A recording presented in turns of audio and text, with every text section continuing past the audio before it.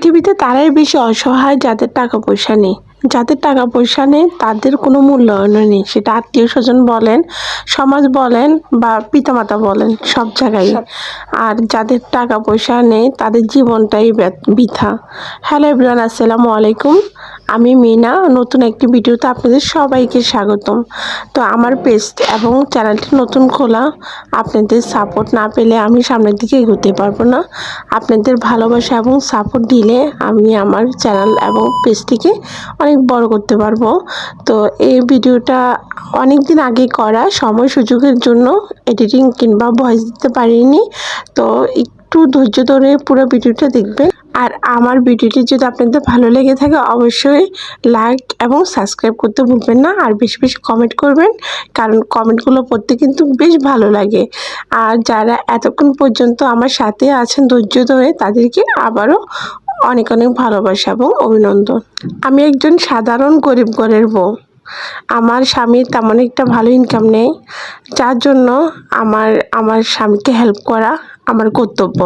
আর এটা প্রতিটা নারীরই কর্তব্য, যেহেতু তার স্বামী কিন্তু তার জীবনের সব কিছু।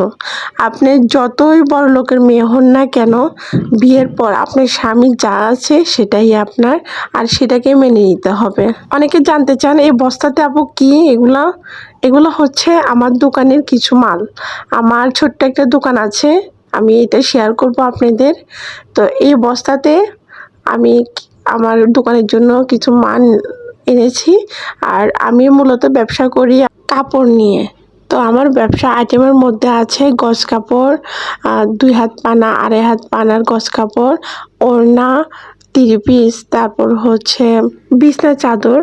তো আমার এই ব্যবসাটা অনেক দিন আগে থেকে, আসলে কি আমার স্বামীর ইনকাম ততটা ভালো না। তো দেখা যায় ওই টাকা দিয়ে সংসার চালিয়ে অনেক হিমশিম অবস্থা। দেখা যায় নুন আনতে ফান্তা পোড়ায় এমন অবস্থা। তা আমি তো ঢাকাতে থাকি, ঢাকাতে আমার মাস শেষ হলে বহু খরচ থাকে, যেটা আমার স্বামী একা হাতে সামলাতে পারে না।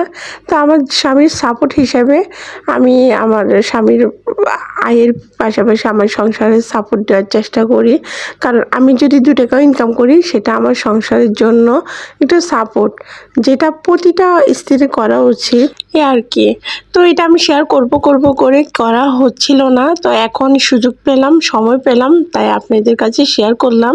আপনাদের যদি আমার ভিডিওর কোনো অংশ যদি ভালো লেগে থাকে তাহলে আমার চ্যানেলটি সাবস্ক্রাইব করে আমার পাশে থাকবেন, আমাকে ভালোবাসা দেবেন। আমার পাশে থেকে আমার চ্যানেল এবং পেজটা বড় করার জন্য আপনাদের কাছে অনুরোধ রইল। আসলে আমার চ্যানেল কিংবা পেজ অনেক স্বপ্ন, অনেক আশা নিয়ে খুলেছি।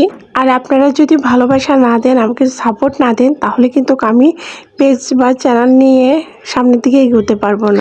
আমার হাতে এগুলো সব গজ কাপড়।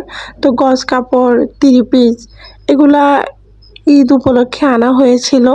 এই ভিডিওটা মূলত ঈদের আগের, কিন্তু আমি সময়ের জন্য ভিডিও আপলোড দিতে পারিনি, তার জন্য দুঃখিত।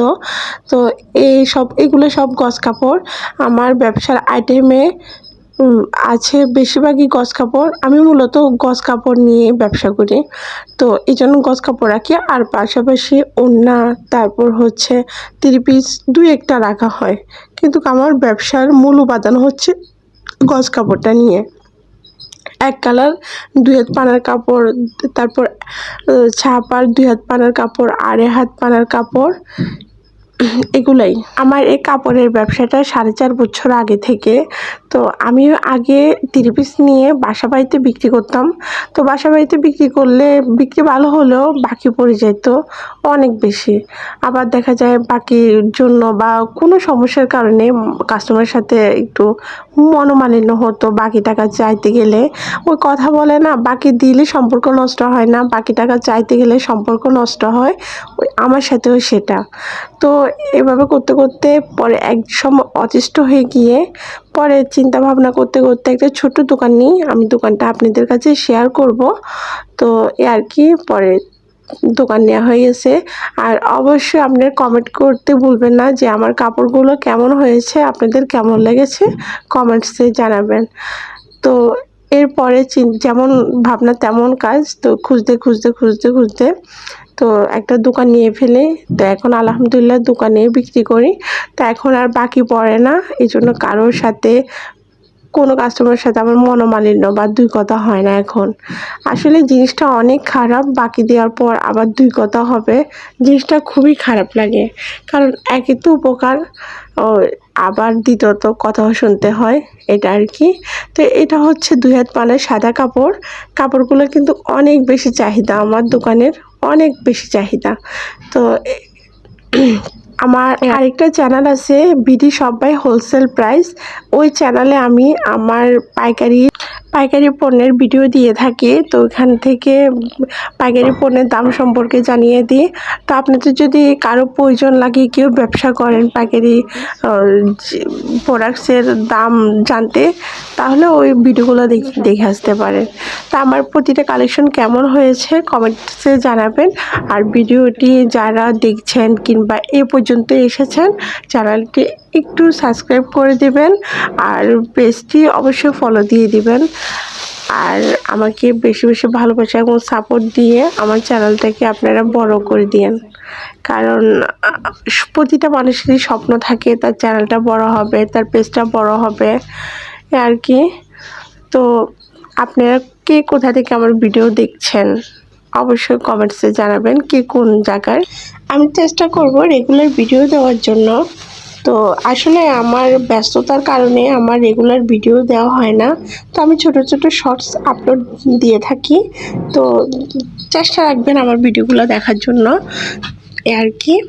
আর হচ্ছে দেখা যায় আমার ব্যবসা প্লাস আমার সংসার প্লাস আমার স্বামীর সন্তান সব দেখাশোনা করতে করতে নিজের জন্য একসময় সময় হয় না, যার জন্য আর ভিডিও সবসময় দেওয়া হয় না। তো এটা হচ্ছে আমার বাচ্চার আর আমার হাজবেন্ডের জন্য গেঞ্জি এনেছিলাম মার্কেট থেকে। এই যে, তো গেঞ্জির ভিডিও আমার চ্যানেলে আপলোড দেওয়া আছে, কষ্ট করে একটু দেখে নেবেন।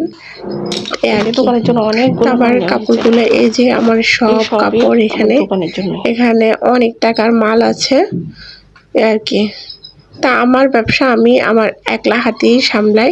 আমার হাজবেন্ড যেহেতু অন্য জায়গায় চাকরি করে, তো ওর আবার আমাকে হেল্প করার মতো সময় সুযোগ হয় না কিংবা সময় পায় না আর কি। তো আজ ভিডিও এ পর্যন্ত, আর লং করবো না, এমনি অনেক লং হয়ে গেছে।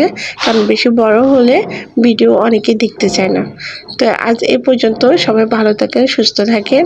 নতুন আবার কোনো ভিডিওতে দেখা হবে। আল্লাহ হাফেজ।